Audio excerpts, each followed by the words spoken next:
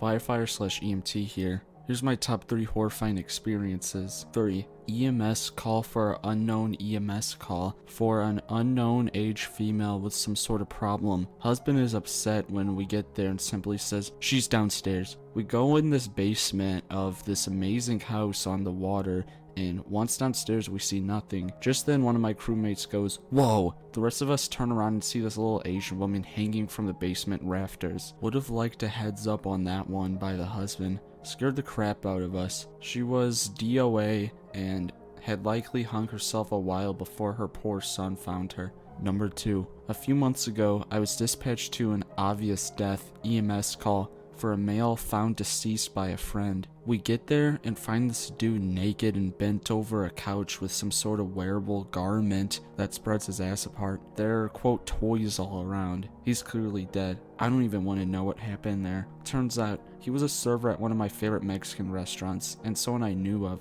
Obviously, I can't say anything to anyone about the circumstances, as I know the restaurant owner as well. Super weird. Around Halloween about 10 years ago, we're dispatched to a self-inflicted gunshot wound, GSW, for an unknown age male with a GSW to the head. We get there after the police clear the scene and walk through the parking lot and a couple of the apartment complexes. As soon as we approach, there are balconies with Halloween decorations on them. We see what appears to be a pretty cool full-size figure of a monster or Frankenstein on one of the balconies. Lots of lights and pumpkins and stuff. Pretty cool looking. We go up to the apartment in question, and the police are like, "The dude is DOA." We're like, "Okay, well, confirm," and then we're out of here. Walk through the apartment, and then we see the victim. Guy goes on the balcony, sits down in a chair, and proceeds to blow his head off, putting a shotgun in his mouth. His head was obliterated from ear to eyeball. His skull, brains, and blood fell off the balcony ceiling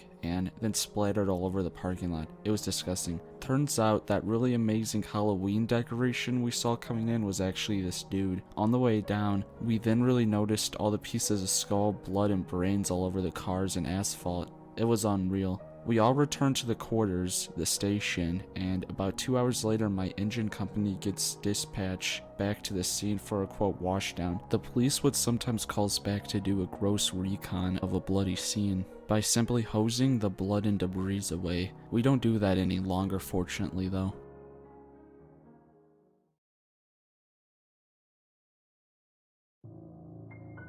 I work at a pretty busy 911 EMS service. We were called to an apartment complex for a suicide threat. We were asked to stage for LEO, so we waited down the street. When we got on the scene, I was greeted at the door to the smell of shit, cigarettes, and weed. Inside, a 350-pound man with no legs was sitting on the floor butt-ass naked, covered in crap. He had taken, quote, pills, in quotes, because I still do not believe he did or wouldn't say what they were. He had a note written on a greasy pizza box to call his family because he had killed himself. His plan was to place this piece of cardboard on the window and have a neighbor find it. After some arguing, the man agreed to go to the hospital by ambulance instead of LEO. This is when the man pulled out a folder. This folder had about 30 pages with names, numbers, and multiple suicide notes. We lifted the man up because he could not stand and moved him onto the stretcher. Then things got worse. The man decided to piss everywhere. I just so happened to be at the feet of the stretcher, so me and my coworker were covered. The officers and firemen jumped in for cover. I had the pleasure of riding the patient to the hospital, and I was cussed out the entire way there. At the hospital, I put on a pair of extra hospital scrubs and had to change my entire uniform, including socks, underwear, and boots at the station.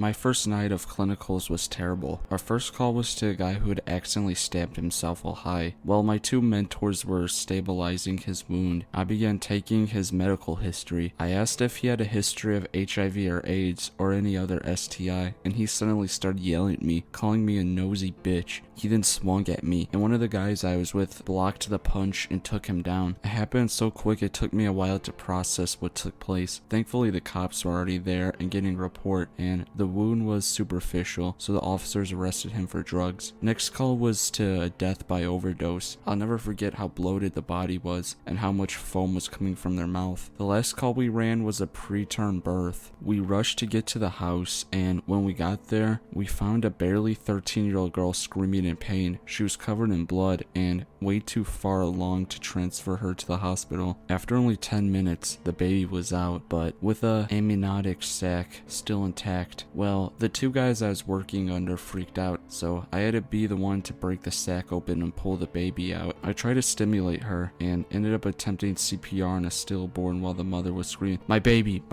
over my shoulder. I was the one who had to call the hospital to ask the medical director what to do. I had to continue the CPR until someone came who was qualified to declare her dead. It terrified me to the bone. I still have nightmares about this night.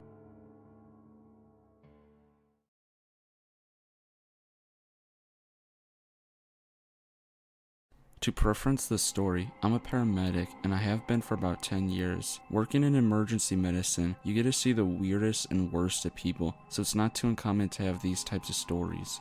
However, in my 10 years, I have never experienced pure terror and carnage like I have about 6 years ago. I will not be revealing specific or identifying details, as it is to the privacy of the family. So this may be a bit long, but I hope it's worth the read. About 6 years ago, I moved to another city for work. I worked for a 911 ambulance service that responds to calls in the city, as well as the country, which had a few small towns. The city itself was not large, and sub 100k people. Working for that service required 24-hour shifts. It wasn't particularly busy, but you'd get 5 to 10 calls in 24 hours and generally get some decent sleep that night. The city was a pretty rough place as the oil industry had boomed there, which drew all sorts of folk from around the country to work in the oil fields nearby. One night in January, me and my partner, who's an EMT basic, received a call in the next town over. It was about 2 a.m. when the call came out, and the only information we had was that a person in an apartment called 911 after hearing the downstairs neighbor screaming for help. We respond immediately as the details were very limited. We arrive on the scene. Police and fire department were already there and were already getting ready to make an entrance into the building. Me and my partner were getting ready to go in with them. The person who called 911 was there and told us which apartment she heard the screaming from. We attempted to pound on the door at first to get the resident to come to the door. When no one answered, the fire department got ready to kick down the door and make an entry. Luckily, the landlord showed up and gave us the keys to get into the unit. As we opened the door, the creepiness started. The apartment was pitch black, not a single light on, as if no one was home. The police entered first, and with our flashlights, we followed. Looking around the apartment, the kitchen and dining room looked like a hoarder's nest. I'm not exaggerating when I say there was literally 5-foot-tall mountains of garbage, food, and dishes on the table, and the same in the living room, but with magazines, clothes, and garbage. This meant there was only a very narrow walkway to navigate the apartment. Officers proceeded down the hallway ahead where the bedroom and bathroom was. One of the officers stopped at the bathroom door as there were a light shining from underneath. The officer opened the door, and as he stood in the hallway with a flat tone, he said, "She's in here." I walk in first into the bathroom. The first thing I notice is the peculiarity of the light from the bathroom. It is a very pale yellow light coming from a single bulb on the ceiling, similar to those in old heat lamps that used to be common in bathrooms. The light gave off an odd vibe as it was just so unnatural. The next thing I notice is the lack of anything in the bathroom. No floor mats, no toilet cover, no bowls, no knickknacks, just nothing.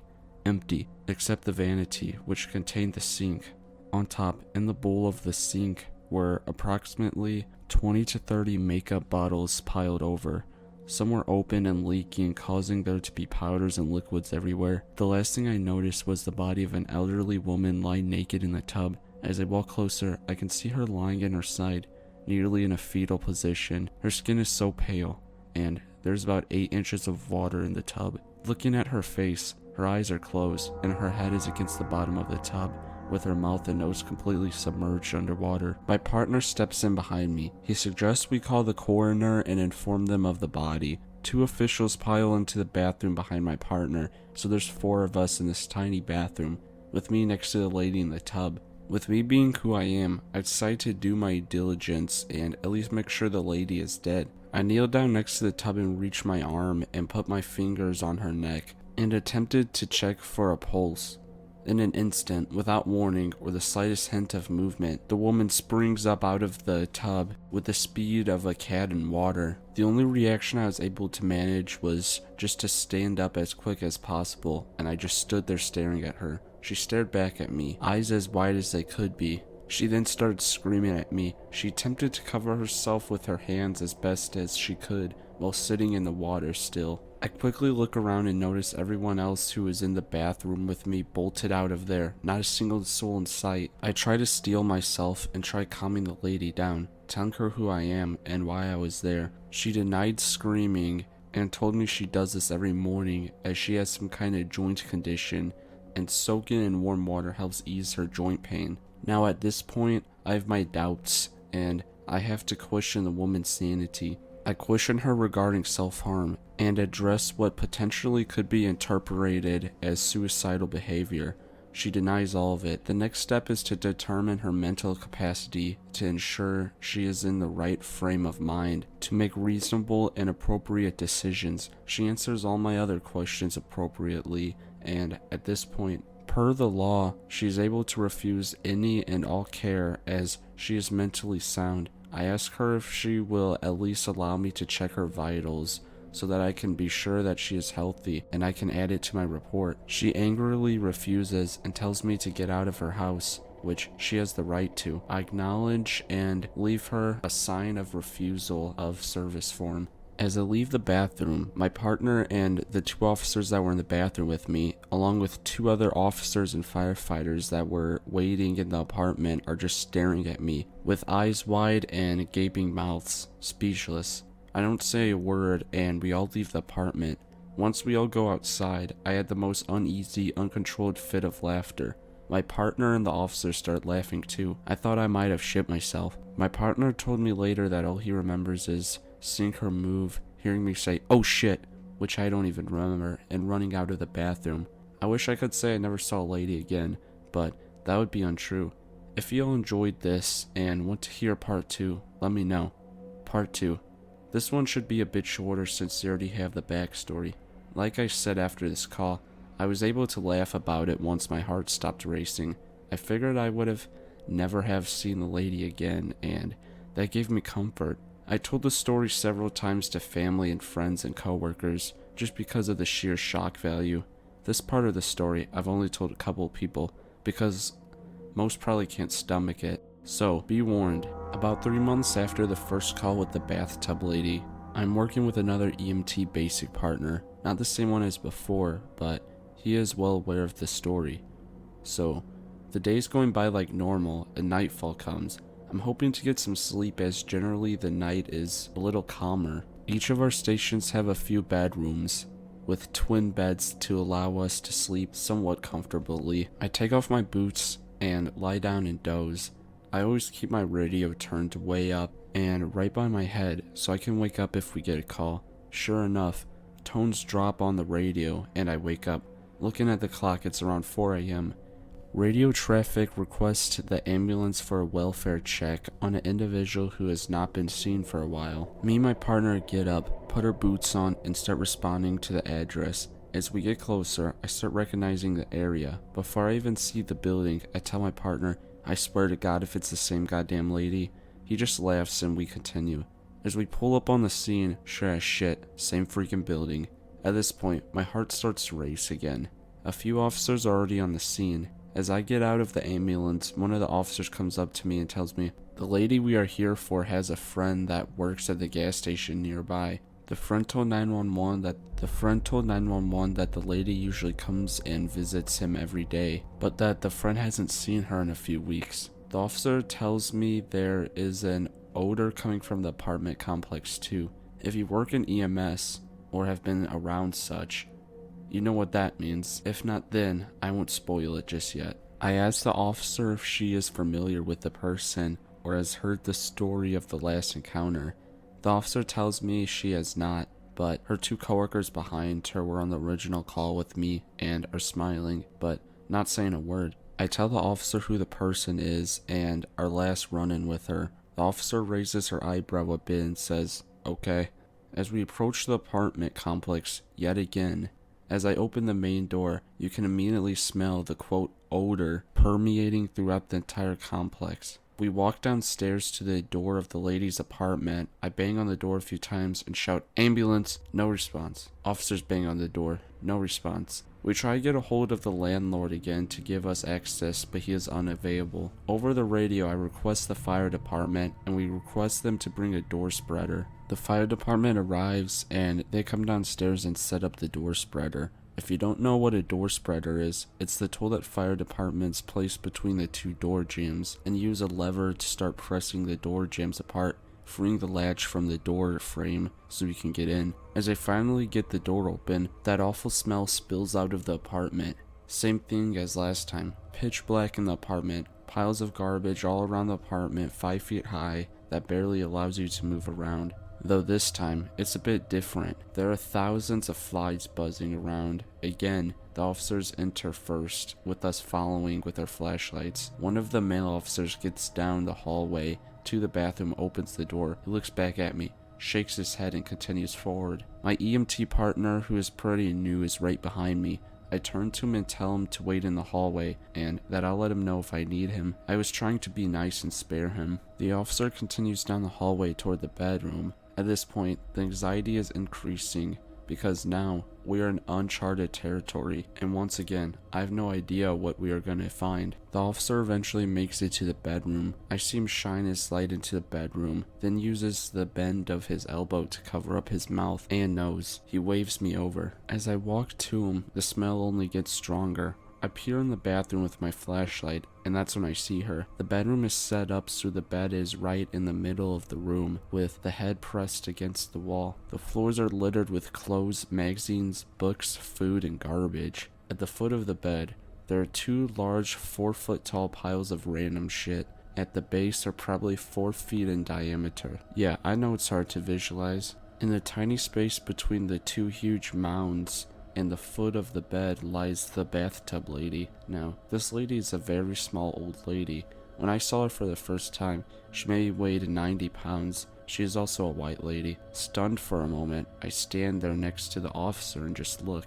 This is the part that gets grotesque. Bathtub lady is laying perfectly on her back, with her arms folded up, crossed in front of her, like you would see a skeleton doing in the movies. Bathtub lady's skin looks almost like paper.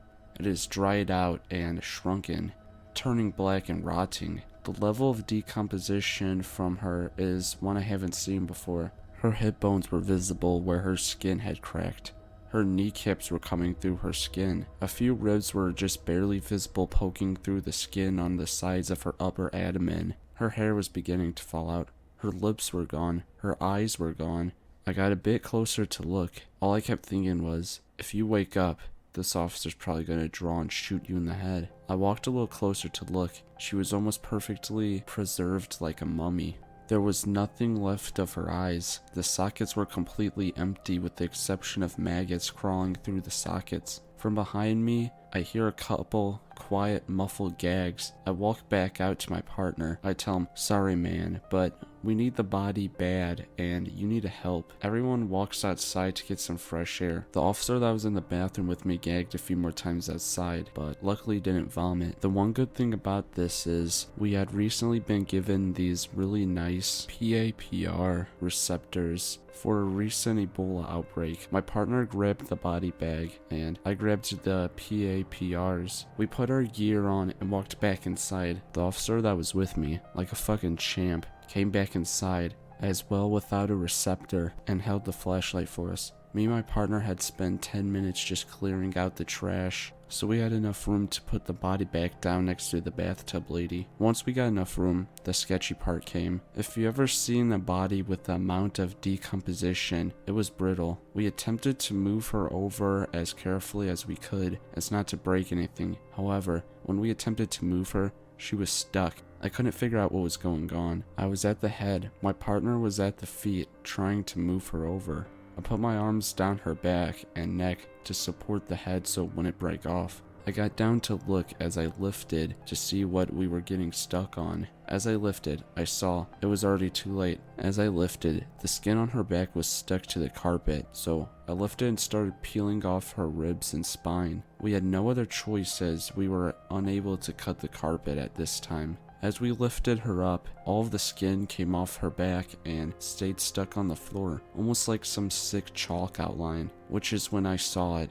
It seemed to be like 1,000 maggots crawling around on the inside of her skin, between the skin and her back. We moved her gently into the bag, luckily not breaking anything. We got the bag out into the ambulance, where we would then transport her to a funeral home with our windows rolled down and sirens blasting, so we wouldn't have to stay in the ambulance as long as possible. So that's my story of the bathtub lady. Sorry for all the gross details. What we figured is she died shortly after our first encounter with her, and that we may have been the last ones to see her alive.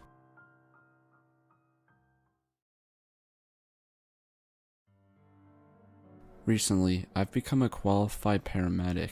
I've seen many creepy things whilst working, but one story in particular sticks in my head. The story's back when I was a student. One night, I was working on a car with my mentor. We got to a 84-year-old patient who lived in a creepy cottage in the middle of nowhere. When we walked into the cottage, we heard shouting upstairs. The cottage was filled with cobwebs, dirt, and was icy cold.